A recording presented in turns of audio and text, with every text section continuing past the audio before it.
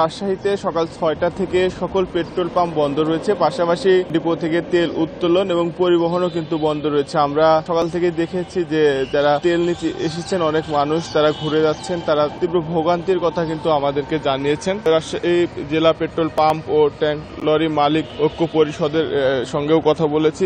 সাধারণ সম্পাদক আমাদেরকে জানিয়েছেন যে সকাল ৬টা থেকে দুপুর ২টা পর্যন্ত সকল পেট্রোল পাম্প বন্ধ থাকবে, পাশাপাশি ডিপো থেকে তেল উত্তোলন ও পরিবহন বন্ধ থাকবে। তাদের যে 10 দফা দাবি, সেই দাবি আদায়ে তাদের ধারাবাহিক কর্মসূচির অংশ হিসাবে কিন্তু আজকের এই কর্মসূচি বলে তারা আমাদের জানিয়েছেন। তারা বলছেন যে তেল বিক্রয়ের ক্ষেত্রে ন্যূনতম 7% কমিশন নির্ধারণ করতে হবে। ইজারা ভূমির ইজারা মাসুল বাড়ানো যাবে না, পূর্বের বহাল রাখতে হবে।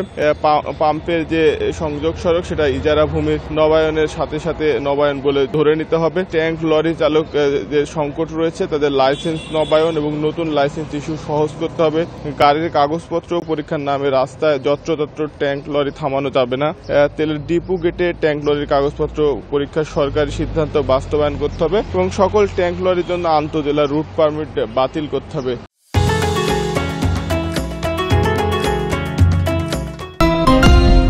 তাদের যে 10 দফা দাবি, সেই দাবির কথা কিন্তু তারা আগেই জানিয়েছিলেন এবং পূর্ব ঘোষণা অনুযায়ী কিন্তু তারা কর্মসূচি পালন করছেন। ফলে রাজশাহীর সকল পেট্রোল পাম্প বন্ধ রয়েছে, পাশাপাশি তেল উত্তোলন এবং পরিবহনও কিন্তু বন্ধ রয়েছে এবং ফলে সাধারণ মানুষের যে তীব্র ভোগান্তি সৃষ্টি হয়েছে। তারা তেল নিতে এসে ঘুরে যাচ্ছেন, অনেকে কর্মস্থলে পৌঁছাবার জন্য কিন্তু তেল পাচ্ছেন না, ফলে ভোগান্তি কিন্তু চলছে। তো সাধারণ মানুষের প্রত্যাশা দ্রুত যেন এই ধর্মঘট প্রত্যাহার করা হয়।